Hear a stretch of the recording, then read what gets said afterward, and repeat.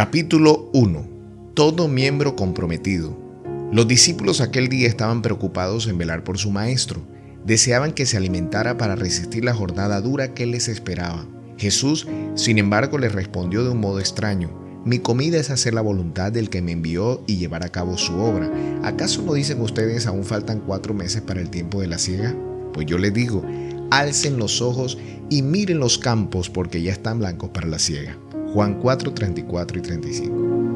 Hay 2 pensamientos que merecen ser resaltados en la respuesta de Jesús. El primero es la importancia de llevar a cabo la obra del Padre, no de cualquier forma, sino haciendo su voluntad. El segundo pensamiento es que los campos ya están blancos para la siega. No hay tiempo que perder. El mundo ya está maduro. Las personas sufren y buscan desesperadamente la solución para sus problemas en una infinidad de aparentes salidas, pero solo se frustran y pierden la esperanza. El pecado ya ha hecho mucho mal. Es hora de que Jesús regrese. Pero la hora de proclamar las buenas nuevas de la salvación en Jesús debe ser terminada. El TMI, que es la abreviatura de todo miembro involucrado, es decir, el compromiso de todos y cada uno de los creyentes, es la forma de Dios de preparar a su pueblo y al mundo para la segunda venida de Jesús. Al ver el dolor de un mundo que se hace pedazos, no podemos quedarnos de brazos cruzados. Es tiempo de cosechar, pero no puede existir cosecha donde no se sembró ni se cultivó. Las campañas de evangelismo que realizamos son proyectos maravillosos de cosecha, pero ¿cómo cosecharemos si no sembramos? Por otro lado, el trabajo de siembra debe ser realizado conforme a la voluntad del Padre y no de cualquier forma. Ese es el propósito de este libro. Subtítulo: el compromiso de todos los creyentes. No existe experiencia más dolorosa que la de engañarse a sí mismo, creer que se llegó a Moscú cuando en realidad se arribó a Lima. Y a pesar de todas las explicaciones y las advertencias, resistirse a evaluar el camino andado. No hay peor ciego que el que no quiere ver. El peor sordo es el que no desea oír. Paradójico como pueda parecer, corremos el riesgo de caer en el mismo terreno al tratar de cumplir la misión. Es fácil llegar a la conclusión de que estamos en el camino correcto porque cada año bautizamos miles de nuevos creyentes y los números de las estadísticas aumentan. Pero si estudiamos el propósito que Jesús tenía en mente al confiarnos la misión, tal vez descubramos la triste realidad de que estamos haciendo lo que humanamente creemos que es mejor y no lo que el Maestro enseñó. En el Sermón del Monte, Jesús advirtió: no todo el que me dice Señor, Señor, entrará en el reino de los cielos, sino el que hace la voluntad de mi Padre que está en los cielos. En aquel día muchos me dirán: Señor, Señor, ¿no profetizamos en tu nombre? Y en tu nombre echamos fuera demonios, y en tu nombre hicimos muchos milagros. Pero yo les diré claramente: nunca los conocí, apártense de mí, obreros de maldad. Mateo 7, 21 y 23. Esta es la triste descripción de la realidad de personas sinceras que hicieron lo que consideraban correcto y sin embargo se perderán en el día final. Por una simple razón: no hicieron la voluntad del Padre.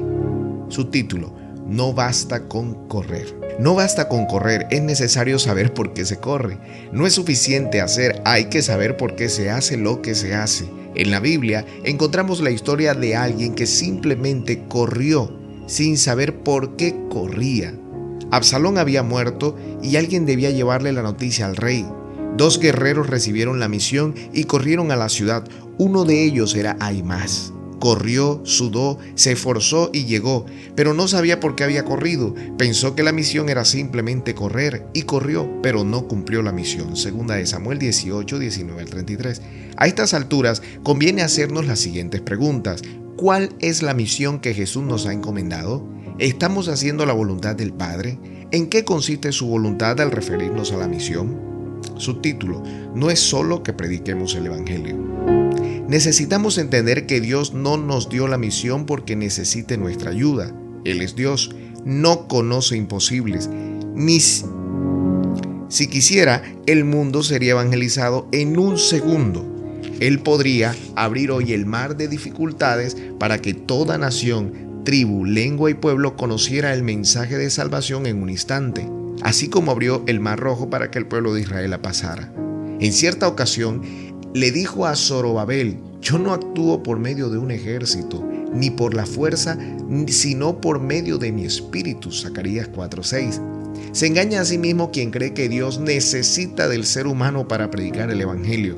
El espíritu de profecía es categórico al afirmar que Dios podría haber alcanzado su objeto de salvar a los pecadores sin nuestra ayuda. Deseado de todas las gentes, página 127.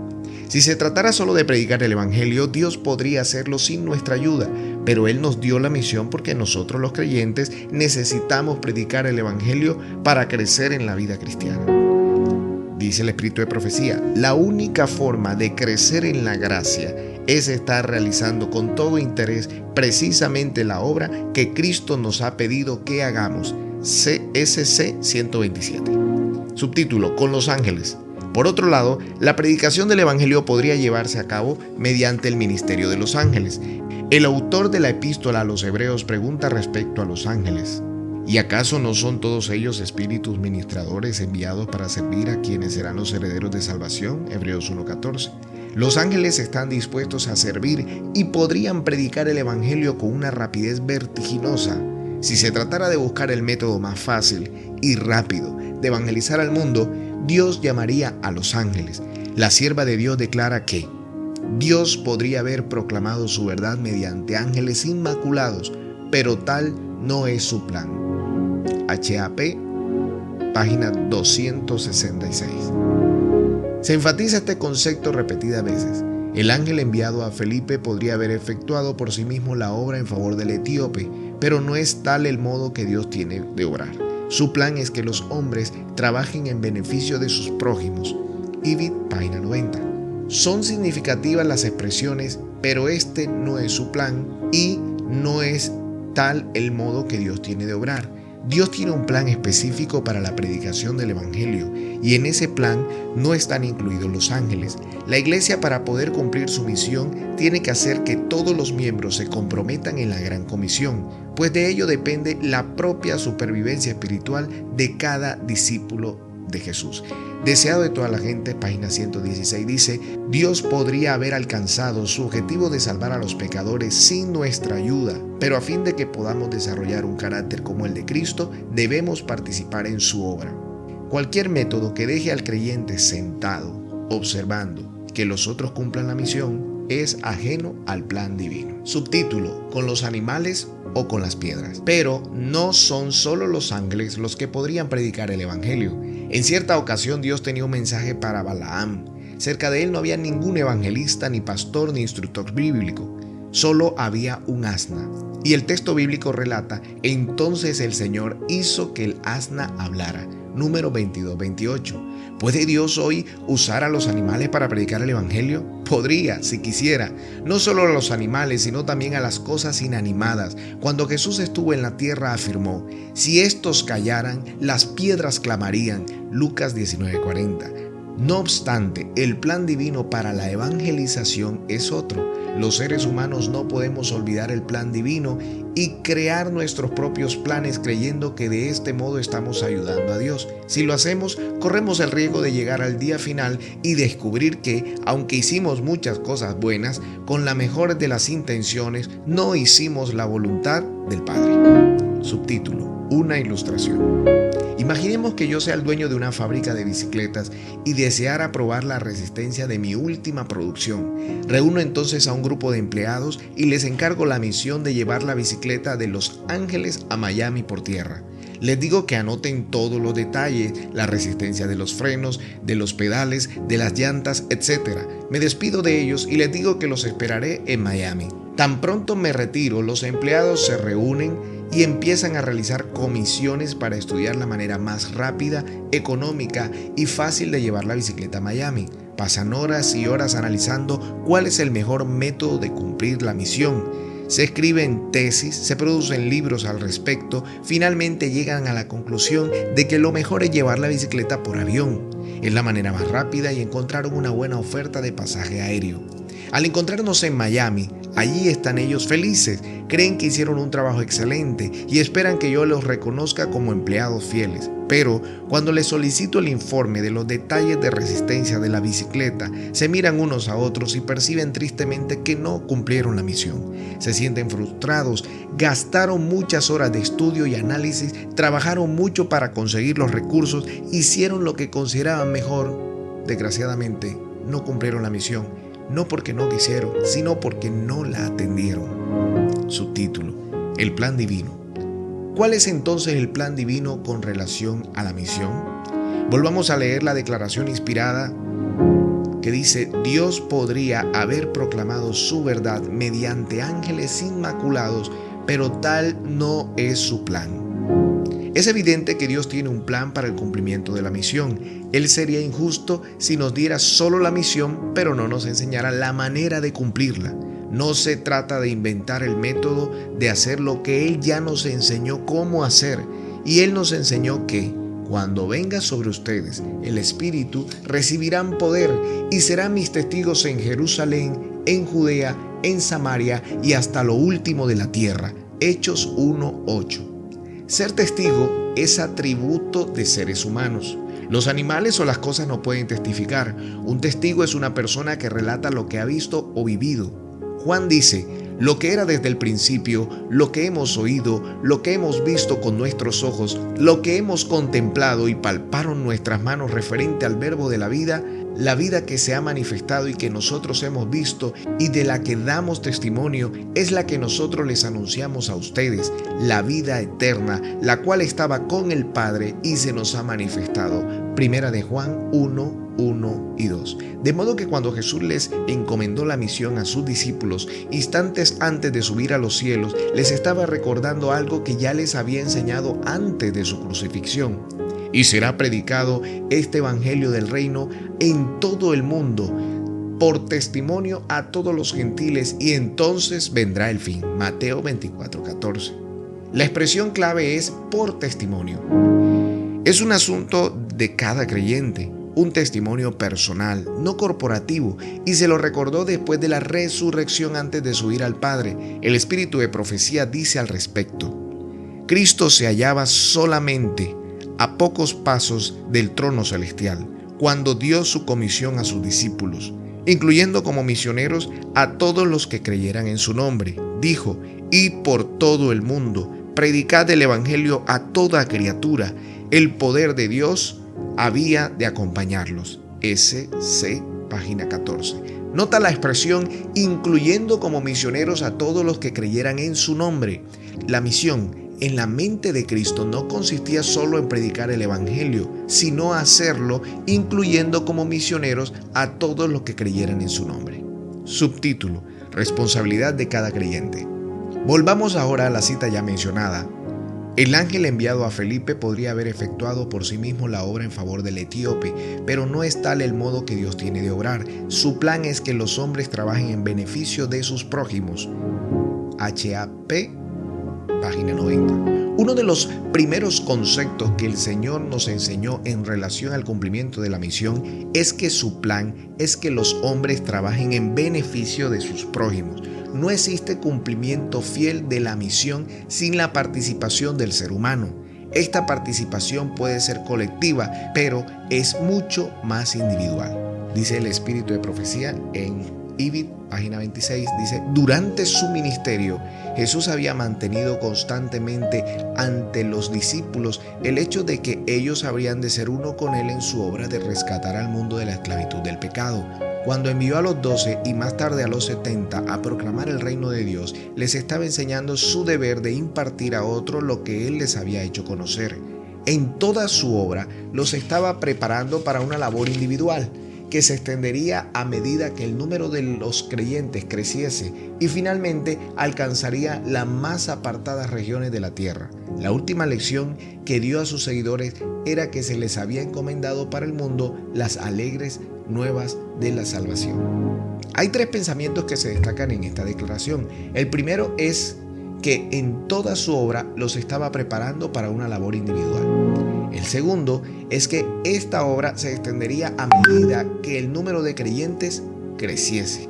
Y el tercero es que esta obra finalmente alcanzaría las más apartadas regiones de la tierra.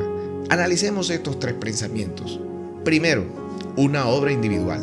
Desde el punto de vista bíblico, la misión que Dios le confió a su iglesia no es apenas una misión corporativa, sino que incluye la participación de todos y cada uno de los creyentes. Jesús nunca imaginó a su iglesia cumpliendo la misión con la participación de apenas unos pocos miembros.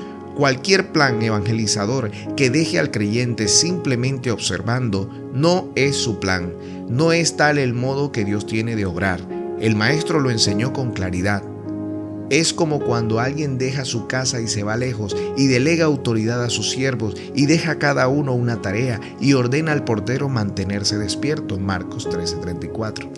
El concepto es simple. El Señor deja a cada uno su obra. Esta obra no se puede realizar por procuración o representación. No existe la mínima posibilidad que yo pueda pagar a alguien para que realice la obra que me fue encomendada. RH 12 de diciembre de 1893 dice: a cada uno se le ha asignado una obra y nadie puede reemplazarlo. Cada uno tiene una misión de maravillosa importancia que no puede descuidar o ignorar, pues su cumplimiento implica el bienestar de algún alma y su descuido el infortunio de alguien por quien Cristo murió.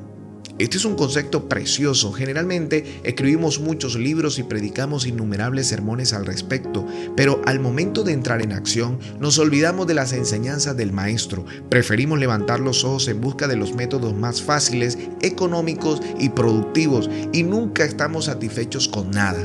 Corremos de un lado a otro en busca del método de moda y dejamos de lado los consejos divinos como el siguiente: a todo aquel que se hace partícipe de su gracia, el Señor le señala una obra que hacer por los otros.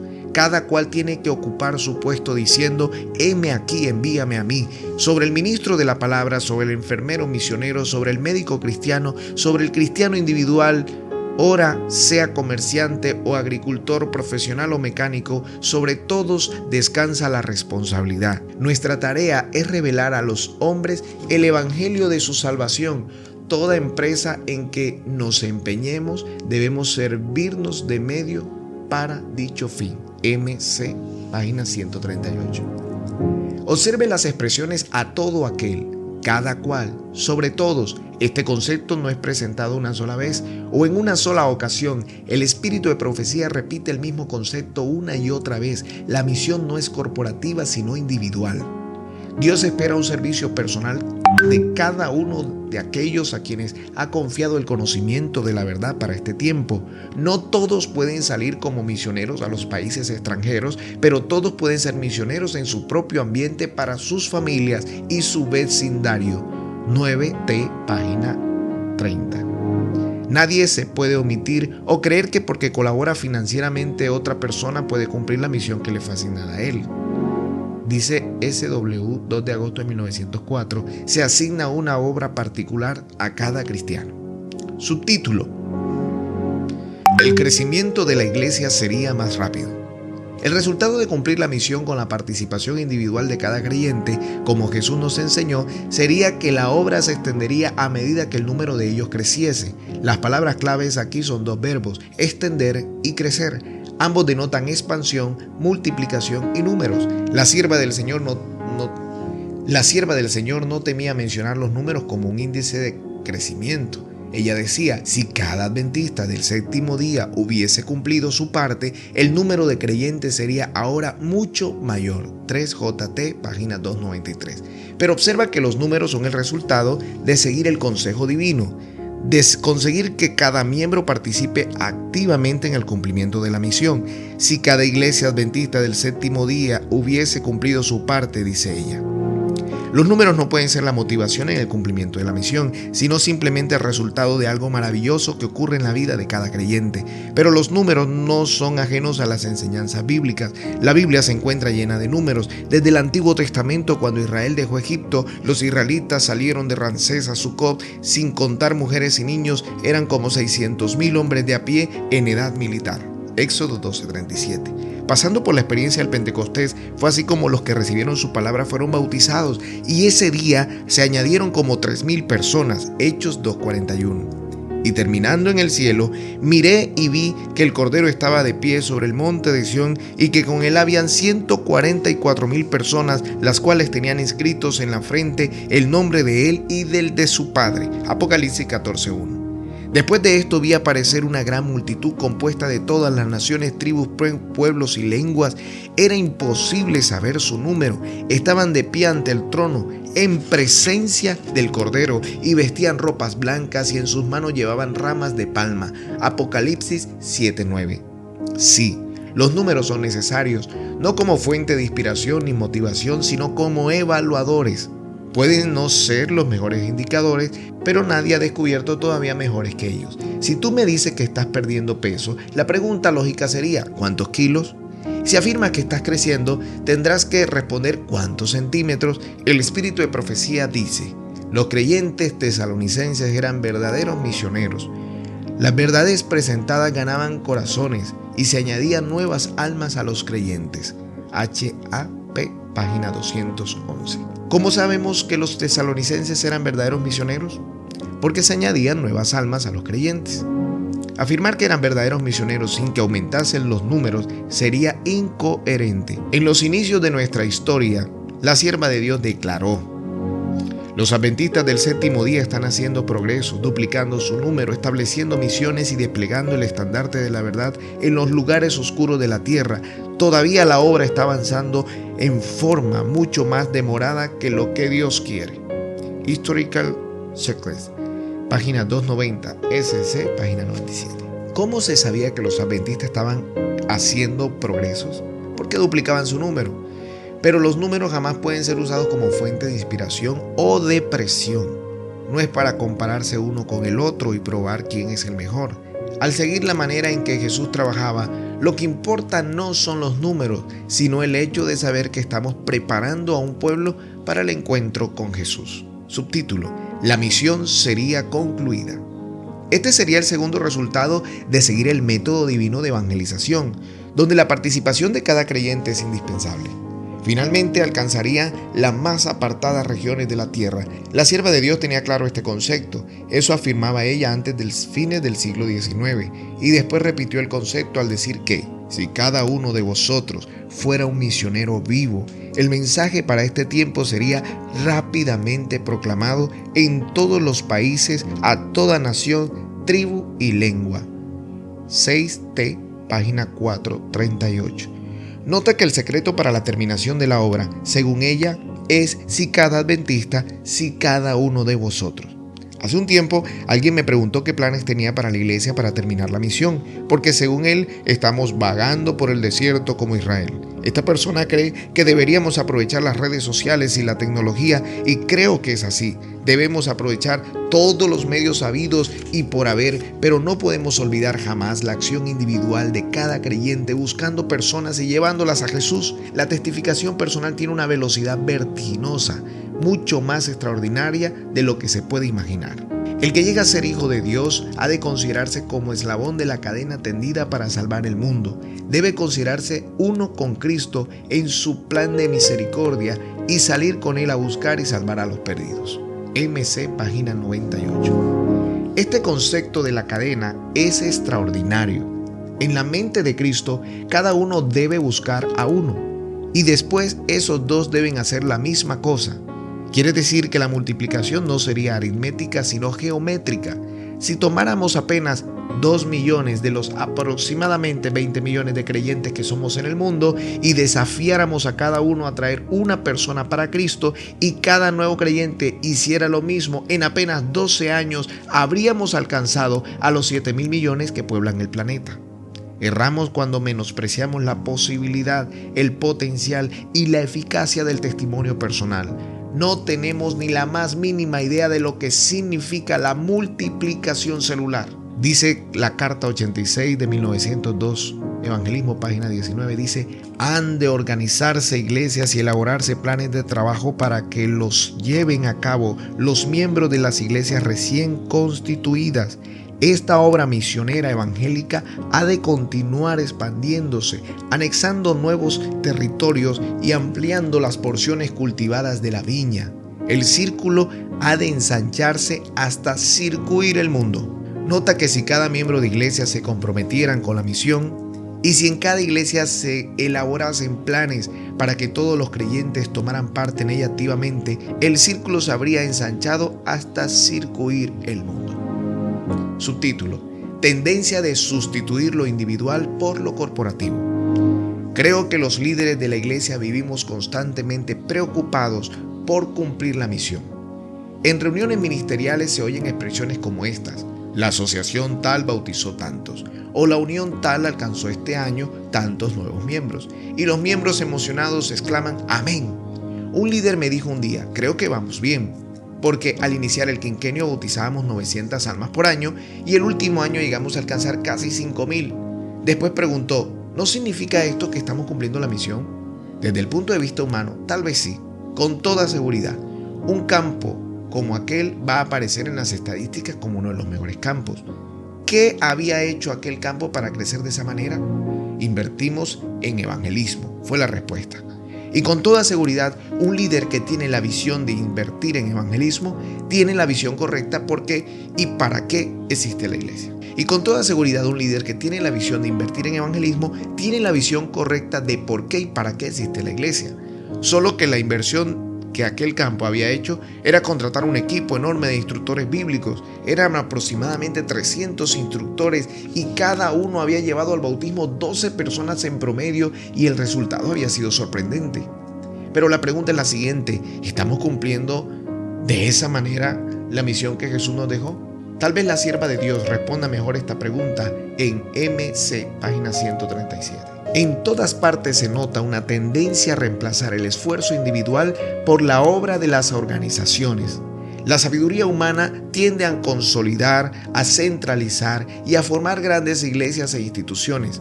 Muchos dejan a las instituciones y las organizaciones la tarea de practicar la beneficencia. Se eximen del contacto con el mundo y sus corazones se enfrían. Se absorben en sí mismos, incapacitándose para recibir impresiones. El amor a Dios y a los hombres desaparece de su alma. Cristo encomienda a sus discípulos a una obra individual, una obra que no se puede delegar. El servir a los enfermos y a los pobres, el predicar el evangelio a los perdidos, no debe ser dejado al cuidado de juntas y organizaciones. Es la responsabilidad individual, el esfuerzo personal, el sacrificio propio lo que exige el evangelio. Según esta declaración, un cuerpo de instructores bíblicos no puede sustituir el trabajo individual de cada creyente. Que cada uno haga algo es la base de este programa, cuyas siglas son TMI.